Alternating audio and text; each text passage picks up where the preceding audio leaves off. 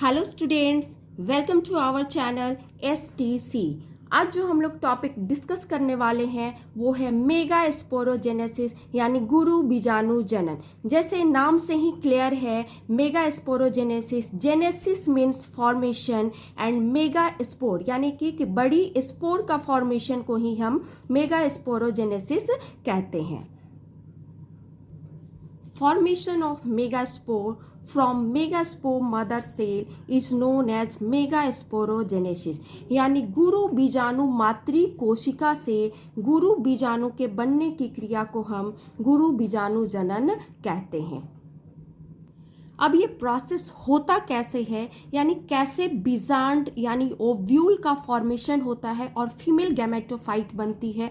इस प्रोसेस में हमें जानना है mega sporogenesis and mega gametogenesis में कि कैसे बीजांड यानी ओव्यूल तथा उसके अंदर जो एम्ब्रायो सैक था, भ्रूणपोष था, वो उसका निर्माण कैसे होता है।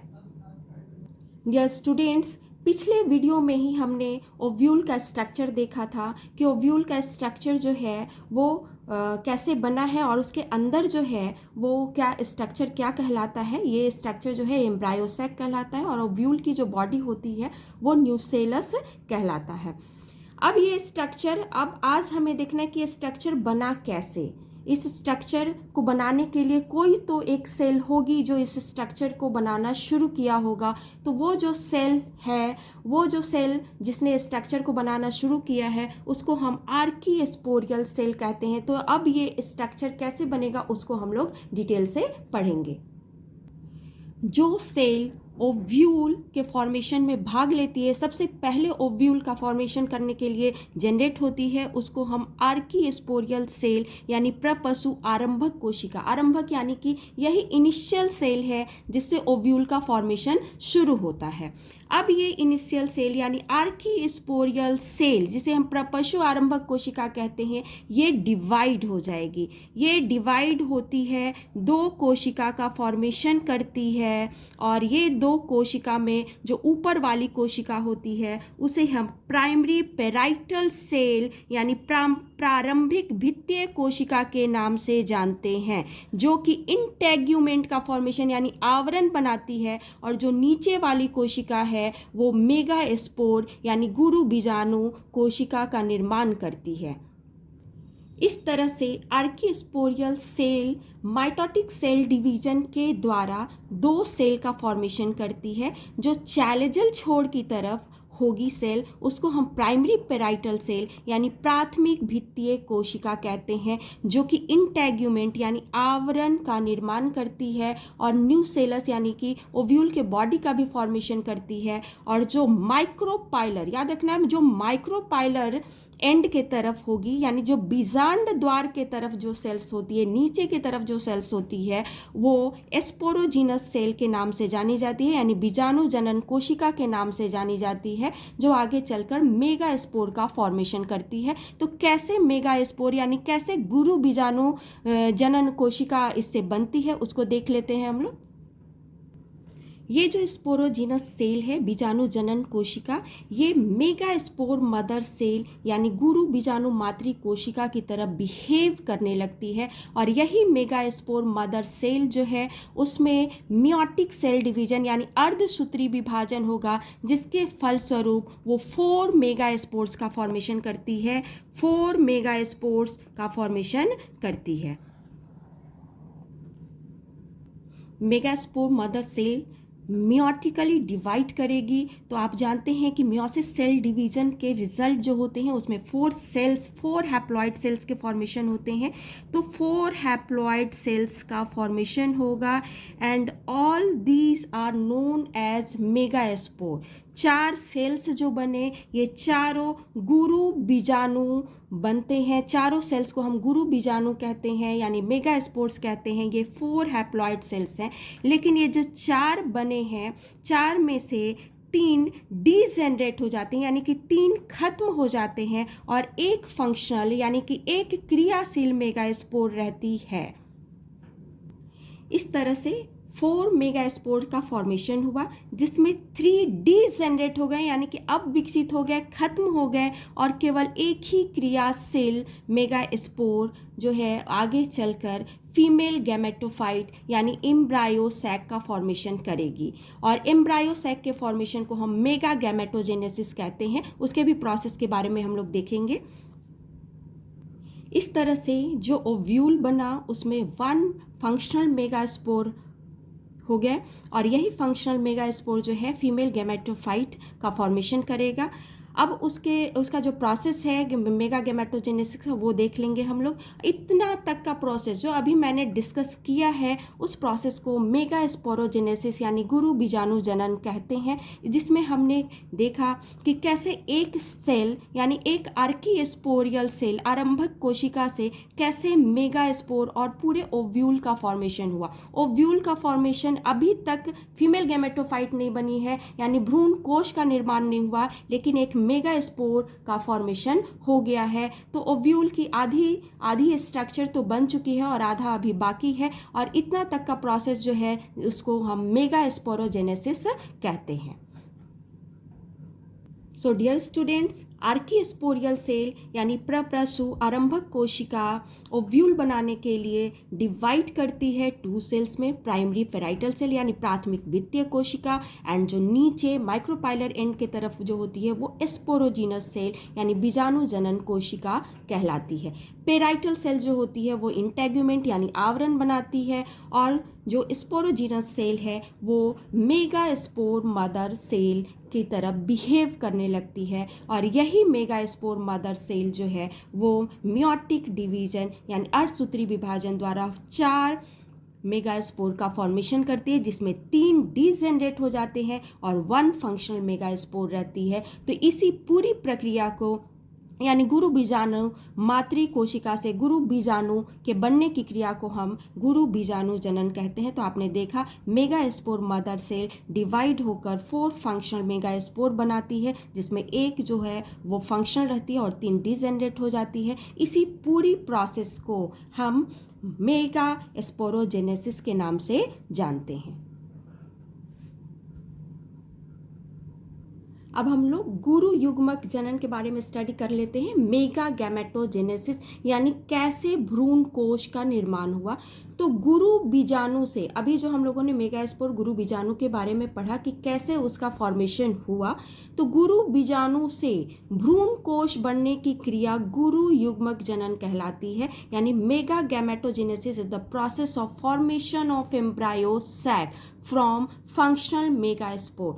एम्ब्रायो सैक को फीमेल गैमेटोफाइट यानी मादा युग्मकोभीद भी कहते हैं। तो मेगा गैमेटोजेनेसिस एक ऐसी प्रोसेस है जिसमें फीमेल गैमेटोफाइट यानी कि मादा युग्मकोभीद का निर्माण होता है। तो ये फीमेल गैमेटोफाइट कहाँ प्रेजेंट होती है डियर स्टूडेंट्स? ये फीमेल गैमेटोफाइट जो है बीजांड के अंदर स्थित होती है, जो कि 7 सेल्ड और 8 न्यूक्लिएट स्ट्रक्चर होती है। ये हमने डिस्कस कर लिया है अपने प्रीवियस वीडियो में।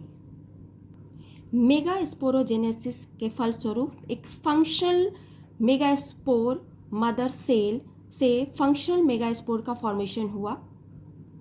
अब इस फंक्शनल मेगा स्पोर जिसका formation mega spore mother cell में मियोसिस जब हुआ, उसके रिजल्ट में ये मेगा स्पोर बना। अब इस प्रोसेस को तो हमने डिस्कस कर लिया कि मेगा स्पोरोजेनेसिस कहते हैं, और ये मेगा स्पोर अब माइटोटिक सेल डिवीजन करेगा। मेगा स्पोर में माइटोटिक सेल डिवीजन होगा। तो माइटोटिक सेल डिवीजन होगा तो एक सेल है तो 2 सेल का फॉर्मेशन होगा। जो फंक्शनल मेगा स्पोर है उसके न्यूक्लियस सबसे पहले डिवाइड करते हैं माइटोसिस सेल डिवीजन। तो इसमें टोटल जो माइटोसिस होगी वो 3 माइटोसिस सेल डिवीजन होगी। तो सबसे पहले जो माइटोसिस होगा उसमें न्यूक्लियस डिवाइड करेगा। तो ये फंक्शनल मेगा स्पोर जो है फंक्शनल मेगास्पोर का, ये फंक्शनल मेगास्पोर है, उसका जो न्यूक्लियस है वो माइटोसिस से डिवाइड करेगा। अभी सेल डिवीजन नहीं होगा, तो माइटोसिस में पहले हमने 11th में भी पढ़ा है कि न्यूक्लियस सबसे पहले डिवाइड करते हैं और फिर सेल डिवीजन होता है। तो न्यूक्लियस सबसे पहले डिवाइड करके 2 न्यूक्लिएट स्ट्रक्चर बनाएंगे मेगास्पोर। अब ये 2 न्यूक्लिएट स्ट्रक्चर हो गए। अब ये फिर सेकेंड माइटोटिक डिवीजन होगा, सेकेंड माइटोटिक डिवीजन होगा। अब जब सेकेंड माइटोटिक डिवीजन होगा तो ये जो दोनों न्यूक्लियाई है, दोनों न्यूक्लियाई डिवाइड करके 4 न्यूक्लिएट स्ट्रक्चर बनाएंगे। अब ये मेगास्पोर 4 न्यूक्लिएट स्ट्रक्चर हो गई। फिर थर्ड माइटोटिक डिवीजन होगा, थर्ड माइटोटिक डिवीजन से टोटल 8 न्यूक्लिएट स्ट्रक्चर बन जाएंगे। As a result of third mitosis 8 nucleate structure का फॉर्मेशन हो गया, यानी टोटल 8 न्यूक्लियाई का फॉर्मेशन मेगास्पोर के अंदर हो गया। अब यही 8 न्यूक्लिएट स्ट्रक्चर जो हैं वो अरेंज हो जाएंगे, अपना अरेंजमेंट शो करेंगे, यानी 3 न्यूक्लियस ऊपर, 3 न्यूक्लियस नीचे और 2 न्यूक्लियस बीच में। डियर स्टूडेंट्स, इस तरह से अरेंज हो जाएंगे। 3 न्यूक्लियाई ऊपर, 2 न्यूक्लियाई बीच में और 3 न्यूक्लियाई जो है नीचे, यानी माइक्रोपाइलर पे 3, चैलेजल छोर पर निभाग भाग में 3 न्यूक्लिएट स्ट्रक्चर और बीच में यानी 2 पोलर न्यूक्लियाई का फॉर्मेशन होगा। अब ये न्यूक्लियस पूरे तरीके से डिवाइड हो चुकी है, यानी मेगास्पोर का न्यूक्लियस अब डिवाइड हो चुका है, यानी अब माइटोटिक सेल डिवीजन कंप्लीट होगी। उसके लिए सेल को डिवाइड होना होगा।